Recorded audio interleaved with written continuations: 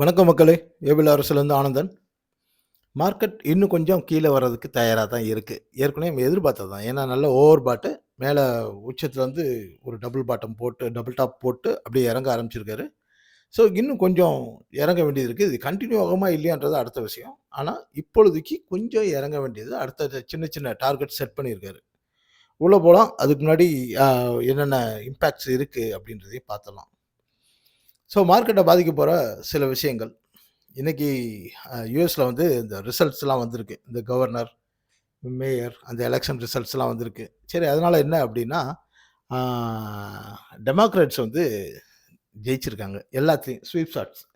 அப்ப என்னன்னா, ரிப்பப்ளிகன்ஸ் நம்ம ஆளு தான். ட்ரம்ப் அவருக்கு இது ஒரு பெரிய அடி. மென்டலி. ஏன்னா, அ அடுத்த வருஷம் வந்து மிட் டெர்ம் எலக்ஷன் வருது. அது அது வந்து அது அந்த எலக்ஷன் வந்து அடுத்து யார் வருவாங்கன்றதுக்கான ஒரு முன்னோடியா தெரியும். அதுக்கு முன்னோடியே இந்த இந்த சின்ன எலக்ஷன்ஸ் வந்து 2 கவர்னர் வந்து கம்ப்ளீட்டா பென்சில்வேனியாவும் இதுலயும் அ ஜெயிச்சிருக்காங்க. அப்ப இது வந்து ஏற்கனவே ட்ரம்ப் மேல அங்க அதிருப்தி இருக்குன்றது தெரியும். ட்ரம்போட ஈகோவுக்கு ஒரு அடி விழுந்த மாதிரியான ஒரு விஷயம். இது விஷயம். 2வது விஷயம் வந்து இந்த டாரிஃப் வந்து ட்ரம்ப் வந்து எக்ஸிகியூஷன் ஆர்டர்லயே போட்டாரு. அதெல்லாம் செல்லாது அப்படின்னு கோர்ட்ல கேஸ் இருந்தது இல்லையா? அது இந்த வாரம் வரும்னு எதிர்பார்க்குறாங்க. சிலர் நாளைக்குன்னு சொல்றாங்க. எப்போ வரும்னு நமக்கு தெரியல. நானும் தேடி பார்த்தேன். இன்னும் டேட் கன்ஃபார்மா சொல்லல.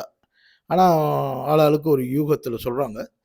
ஆனா, அது வர்றப்போ ரொம்ப முக்கியமா மார்க்கெட்ட வந்து பெருசா இம்பாக்ட் பண்ணும். என்னன்னா, கோர்ட்ல வந்து டிசிஷன் வந்து ட்ரம்ப் எடுத்த முடிவுகள் அவர் சட்டத்துக்கு உட்பட்டுத்தான் எடுத்திருக்கிறார்.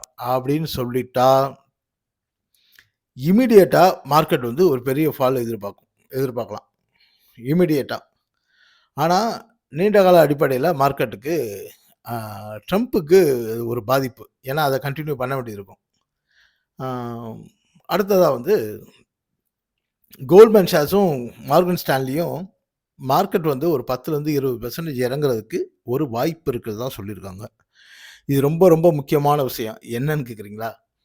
இந்த மாரி பெரிய தலைகள், இந்த மாரி குளோபலி இந்த மாரி ஒரு வார்ன் குடுக்குறாங்க அப்படின்னா, அது நிச்சயமா நடக்கும். ஆனா, உடனே நடக்காது. இப்போ ஒரு அலர்ட் பண்ண உடனே எல்லாரும் வந்து ஃப்ரெஷ்ஷா பை பண்றத குறைச்சுக்குருவாங்க. அல்லது கையில இருக்கிறத சின்ன சின்ன ஆளுகள்லாம் விக்க ஆரம்பிப்பாங்க. அத அவங்க ஏதோ ஒரு ஆப்பர்ச்சுனிட்டியா, ஒரு ட்ரேடிங் ஆப்பர்ச்சுனிட்டியா யூஸ் பண்றாங்கன்றது என்னோட தனிப்பட்ட கருத்து. என்னன்னா, இத்தன வருஷமா இதுதான் நடந்துட்டு இருக்கு. 6 மாசத்துக்கு முன்னாடி சொல்லுவாங்க. 3 மாசத்துக்கு முன்னாடி சொல்லுவாங்க. எல்லாரும் அதுக்கு தயாராகிருப்போம். அந்த நேரம் பார்த்து அவங்க சொன்னதுக்கு அகைன்ஸ்டா மார்க்கெட் போயிட்டுருக்கும். ஓ! இவங்க சும்மா ஏதோ பொருளைய கிளப்பிட்டாய்யா அப்படின்னு நெனைச்சுட்டு, நம்ம அலட்சியமா இருக்க நேரத்தில அவங்க சொன்னது நடக்கும்.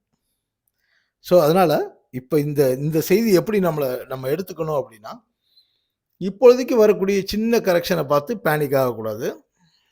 இமிடியேட்டா மேல போகும். மேபி ஒரு நம்ம ஏற்கனவே நான் அன்னைக்கு டிஸ்கஸ் பண்ண விஷயம் தான். இந்த 2 மாசத்துக்கு மார்க்கெட் கன்சால்டேஷன் குடுத்துட்டு, ஜான்வரி, பிப்ரவரியில பெருசா ஏறிட்டு, அங்கருந்து பெருசா ஃபால் ஆகலாம் மார்க்கெட். இது வந்து ஒரு இண்டிகேஷன். மார்க்கெட்ல ஒரு 20, 30 வருஷமா இருக்கவங்களுக்கு இந்த விஷயம் தெரியும். தெரியாதவங்க புதிய புதிய ஆட்களுக்காக இந்த செய்தி. சரி. அடுத்து முக்கியமான விஷயம் என்னன்னா, அண்ணாச்சி வந்து வெனிசுலா மேல வந்து போர் தொடுக்கிறதா இருந்தாரு. இந்த நேரம் பார்த்து ரஷ்யா என்ன சொல்லுதுன்னா, அந்த ஆரஸ்னிக்கும், காலிபர் மிசைலையும் நாங்க வெனிசுலாவுக்கு கொடுக்க போறோம் அப்படின்னு சொல்லிட்டாரு. அது வந்து லீகலா எந்த தப்பும் இல்லையே அப்படின்ற மாரி அனௌன்ஸ் பண்ணிட்டாங்க. இது எங்க பிரச்சனை வரும்னா, இந்த ஆரிஸ்னிக் மிசைல்லாம் இன்டர்செப்ட் பண்ற அளவுக்கு நிஜமாவே அமெரிக்காட்ட ஒரு இது இல்ல. மிசைல் இல்ல. நெறையா அதனால என்னன்னா, அவங்க இப்ப போர் போடுறத தவிர்க்க பார்ப்பாங்க. ஏன்னா, இந்த மாதிரியான வருதுன்றப்போ நெறைய வந்து பாதிப்புகள் யுஎஸ்க்கு விழுகுன்றதுனால, இத வந்து ஒரு மிரட்டலாவே வச்சுக்கிட்டு, வார் இப்பொழுதைக்கு இல்லாம தள்ளி போடுறதுக்கு வாய்ப்பு இருக்கு. இது மார்க்கெட்டுக்கு பாசிட்டிவான விஷயம்.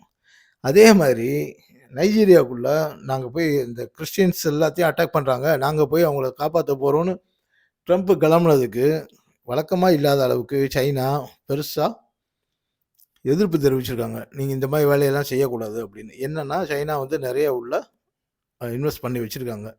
ஸோ, இப்ப இதெல்லாம் எதுக்கு அப்படின்னா, இதுவரைக்கும் யாராவது ஏதாவது ஒரு நாட்டுல மேல இவங்க தாக்குதல் தொடுக்கணும்னா, ரொம்ப இயல்பா அவங்க பாட்டுக்கு போய் செஞ்சுட்டு வந்துருவாங்க. இப்போ உலக நாடுகள் சாதாரணமா எதிர்க்க ஆரம்பிச்சுட்டாங்க. இது யுஎஸோட பவர குறைக்கிறதா காமிக்குது. அப்போ மார்க்கெட்லயும் இந்த இம்பேக்ட்ட மெதுவா பார்க்கலாம். அதாவது நெனச்ச இடத்துலலாம் போய் நெனச்ச மாதிரிலாம் எதுவும் செய்ய முடியாது. அப்படின்றப்போ, இது நம்ம எங்க கவனிக்க வேண்டியது இருக்குன்னா, இது சாதாரண ஜியோ பாலிடிக்ஸா இருக்கும். ஆனா எங்க கவனிக்க வேண்டியது இருக்குன்னா, இனிமேல் யுஎஸ் மார்க்கெட் விழுந்தா நம்ம மார்க்கெட்ட விழுகணும். அவன் ஏறுனா நாம ஏறணும். இந்த இதெல்லாம் கொஞ்சம் கொஞ்சமா குறைய ஆரம்பிக்கும். ஸோ அத பார்த்துட்டு இங்க ட்ரேட் பண்றது, அவங்களோட இம்பேக்ட்டுக்கு அவங்க அங்க நடந்த ஒரு சம்பவத்துக்கு நம்ம இங்க ரியாக்ட் பண்றது, இதெல்லாம் இனிமேலு கொஞ்சம் கொஞ்சமா குறைச்சுக்கலாம். சரி. இதெல்லாம் வந்து நான் அடுத்தடுத்து வரக்கூடிய அ தாக்கத்துக்கான நியூஸு. இப்ப நம்ம அப்புறம் முக்கியமான விஷயம். இந்த மாதிரி ஜியோ பாலிடிக்ஸ் பத்தி பேசலாமா? இல்ல ஸ்கிப் பண்ணிட்டு வெறும் டெக்னிக்கல் மட்டும் பேசினா போதுமா? அப்படின்றத கொஞ்சம் கமெண்ட்ல சொன்னீங்கன்னா, நாம இதுக்கான நேரத்த குறைச்சுக்கலாம். ரைட்டு. இப்ப நம்ம டெக்னிக்கலா போயிடலாம். நிஃப்டி ஏற்கனவே நம்ம 2 நாளைக்கு முன்னாடி சொல்லியிருந்தோம். அந்த 25,600 தொடாம மேல போயிட்டார் சார் அப்படின்னு. நேத்து நேத்து மீன்ஸ் முந்தா நேத்து அவரு அத அச்சீவ் பண்ணிட்டாரு. அச்சீவ் பண்ணிட்டு ரிட்டர்ன் ஆயிருந்தா பரவால்ல. அச்சீவ் பண்ணிட்டு கீழயே அவரு நின்னதுனால, இப்ப அடுத்து 25,500ம் 25,500 320ம் டார்கெட் செட் பண்ணியிருக்காரு. ஸோ இது வருங்காலத்தில வரும். ஒண்ணும் பெரிய விஷயம் இல்ல. 600 இங்க ஒரு 270 பாயிண்ட் ஒரு 2, 3 நாள்ல வர்றதுக்கான சான்ஸ் இருக்கு. அதுக்குள்ள வந்து வீக்கெண்ட் குளோசிங் வந்துரும். மேல ரெசிஸ்டன்ஸ்ன்னு பார்த்தீங்கன்னா 25,750. அதனால அடுத்ததா பேங்க் நிஃப்டி. பேங்க் நிஃப்டி ஒரு கன்சால்டேஷன்ல இருக்கு. முக்கியமா வந்து 57,650 இந்த இடம் வந்து ஒரு சப்போர்ட்டிங் ஏரியா. அத உடைக்கும் பட்சத்தில் அங்கருந்து ஒரு 1000 பாயிண்ட் சாதாரணமா விழுகும். ஸோ இந்த 57,650 வந்துட்டு அப்படியே அந்த ஏரியால கன்சாலிடேட் ஆகலாம். இல்ல அங்கருந்து திருப்பி ரீபவுண்ட் ஆகுறதுக்கு இப்பொழுதைக்கு சான்ஸ் இருக்கு. ஏன்னா பேங்க் நிஃப்டியும் சேர்ந்து விழுந்தா மார்க்கெட் ஒரு சின்ன கரெக்ஷனுக்கே போயிரும். இப்ப ப்ராஃபிட் புக்கிங் தான் நடந்துட்டு இருக்கு. ஸோ அதுக்கான வழி வந்து நீங்க இந்த இடத்த கவனிச்சீங்கன்னா போதுமானது இருக்கும். அப்புறம் ஐடி. ஐடி ரொம்ப தெளிவா, ரொம்ப சிறப்பா கீழ இறங்கிட்டே இருக்காரு. மேல போவாருன்னு கூட எதிர்பார்த்தோம். ஆனா மேல போகாம கீழ வந்துட்டு இருக்காரு. இப்போ 34,150 அப்படின்றது இப்ப டார்கெட் செட் பண்ணியிருக்காரு. சின்ன டார்கெட் தான். ஆனா இது வந்து 32,000 நோக்கி நகர்றதுக்கான ஒரு விஷயமா கண்ல படுது. ஸோ அதனால ஐடி ஸ்டாக் வச்சிருக்கவங்க கொஞ்சம் கவனமா இருக்கவும். அடுத்து ஆட்டோ. ஆட்டோ அதே மாரி தான் அவரும் டார்கெட் செட் பண்ணியிருக்காரு. 26,000 இப்ப 26,600ல இருக்கு இல்லையா? இங்க வந்து ஒரு 1% இறங்குறது. 1 1/4% இறங்குற மாரி இருக்கு.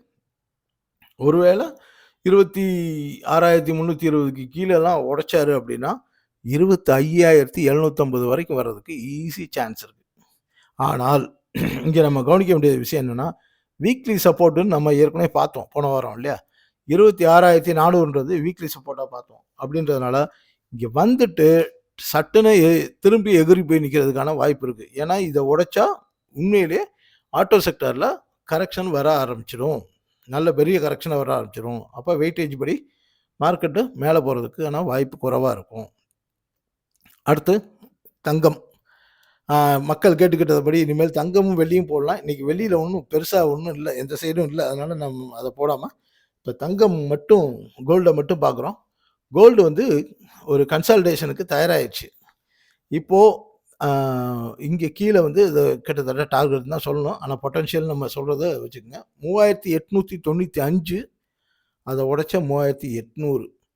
ஸோ 3,800லாம் வந்தா அ ப 3,895க்கு கீழ வந்தாலே தங்கம் வந்து நல்லா கீழ விழுக போகுதுன்னு அர்த்தம். அப்படின்னா மார்க்கெட்டுக்கு பாசிட்டிவா இருக்குன்னு அர்த்தம். இப்ப இந்த நியூஸுக்கும் ட்ரம்ப் வந்து போட்ட டாரிஃப்க்கான கேஸுக்கும் டைரக்ட்டா சம்மந்தம் இருக்கும். அங்க வந்து பாசிட்டிவா அதாவது அ ட்ரம்ப் போட்ட எக்ஸிகியூஷன் ஆர்டர் எதுவுமே செல்லாது அப்படின்னு சொல்லிட்டா, இந்த தங்கம் வந்து நல்லா ஃபாஸ்ட்டா கீழ விழுகும். இல்ல செல்லுன்னு சொல்லிட்டா, அப்படி இங்கேருந்து அதாவது 3,895 அந்த ஏரியாலேருந்து திரும்ப ரிட்டர்ன் ஆயிரும். இதுதான் தங்கத்துக்கும், பாலிடிக்ஸ்க்குமான விஷயம். பார்த்துக்கங்க.